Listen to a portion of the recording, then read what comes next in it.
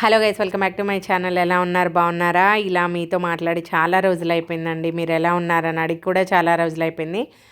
మీరు కనుక మా ఛానల్ని, మా వ్లాగ్స్ని చూసినట్లయితే నచ్చితే మా ఛానల్ని సబ్స్క్రైబ్ చేయండి, లైక్ చేయండి, షేర్ చేయండి.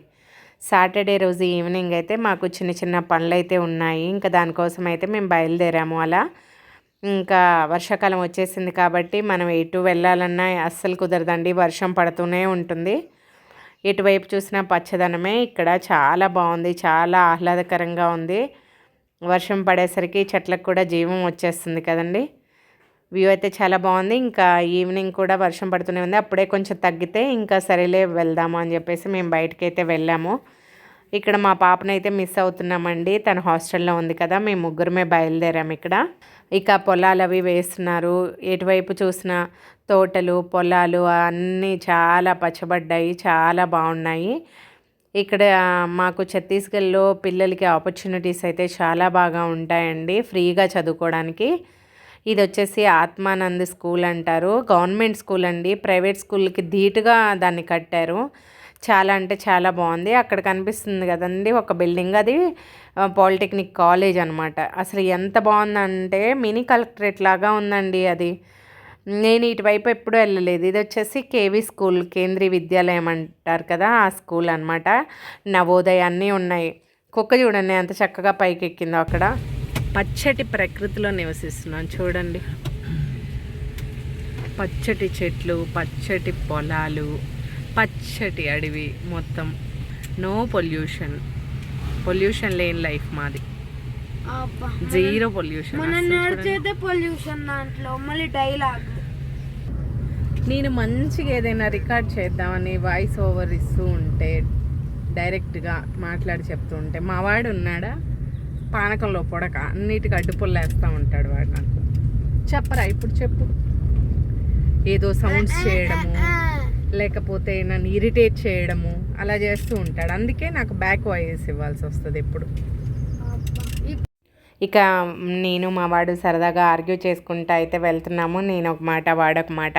ఇప్పుడు పిల్లలందరూ ఇలాగే ఉన్నారు కదండి. మనం ఒకటంటే వాళ్ళు ఒకటి అంటారు, మళ్ళీ తిరిగి మమ్మీ అలాంటిది, మమ్మీ ఇలాంటిదని మనకే రివర్స్ కొడుతూ ఉంటారు.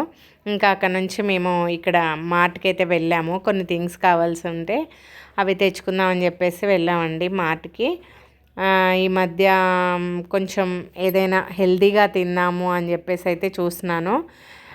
మాకు కావాల్సినవన్నీ తీసుకున్నాం. ఫ్రోజన్వి ఇక్కడ మొత్తం నేనేం వాడనండి, చాలా తక్కువ వాడతాను. అక్కడ నాకు ఈ రాధాకృష్ణుల ఫోటో కనిపించింది, చాలా బాగుంది సీనరీ. ఎవరికైనా గిఫ్టింగ్ పర్పస్ అయితే చాలా బాగుంటుంది అది ఇవ్వడానికి.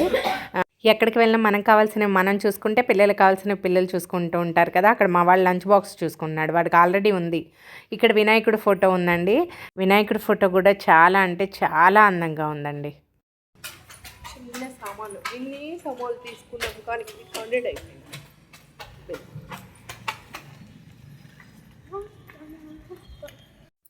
ఇక సామాన్లు అయితే తీసేసుకున్నాము, ఇంటికి బయలుదేరుతున్నామండి. ఇంటికి వచ్చేసి కొంచెం ఫ్రెష్ అయిపోయి ఇంకా డిన్నర్ అయితే ప్రిపేర్ చేసుకుంటున్నాము. ఇక్కడ మా వారి కోసం దోశ, దోశ వేడి వేడి దోశ అన్నట్లు దోశలు అయితే వేసేస్తున్నాను. ఇంకా నా కోసమేమో ఈవినింగ్ పునుగులు చేశానండి. ఆ పునుగులు మిగిలిపోతే వాటిని ఎలా ప్రయోగం చేసి ఎలా తినాలి అని ఆలోచించి లాస్ట్కి కొంచెం పెరుగు ఉంటే మంచిగా పెరుగు తాలింపు పెట్టుకొని అందులో ఈ పునుగులు వేసుకొని అయితే తిన్నాను. మీలో ఎంతమందికి దోశ ఇలా గుండ్రంగా వేయడం వస్తే చెప్పండి. ఇంకా మా వారికి అయితే దోశస్ ఇచ్చాను. ఇగోండి మిగిలిన పునుగుల్ని చక్కగా ఇలా పెరుగు తాలింపు పెట్టుకొని అందులో వేసుకొని అయితే తింటున్నాను. మా వారు దోశ, నేనేమో అవి పునుగులు పెరుగు అలా చేసుకున్నాను. మా వాడికేమో కొంచెం రైస్ ఉంటే వాడికి పెట్టాను. ఇక ఆషాఢ మాసం అంటేనే ఆడవాళ్ళకి చాలా స్పెషల్, అందులోనూ గోరింటాకు అంటే ఇంకా స్పెషల్ కదండి. చక్కగా గోరింటాకు రుబ్బుకొని ఇంకా పనంతా చేసుకొని ఇలా గోరింటాకు పెట్టుకొని ప్రశాంతంగా అయితే కూర్చున్నానండి. అప్పుడైతే మనకి ఏ పని ఉండదు, ఏ ఇబ్బంది ఉండదు కదా. ఇక ఎవరు మన డిస్టర్బ్ చేసే వాళ్ళు ఉండరు. ఇంకా నైట్ డిన్నర్ అది అయిపోయిన తర్వాత ప్రశాంతంగా నేనైతే గోరింటా పెట్టుకున్నాను. నేను ఇలాగే సింపుల్గా పెట్టుకుంటాను, నాకు అలాగే ఇష్టం. బ్లాగ్ నచ్చితే లైక్ చేయండి.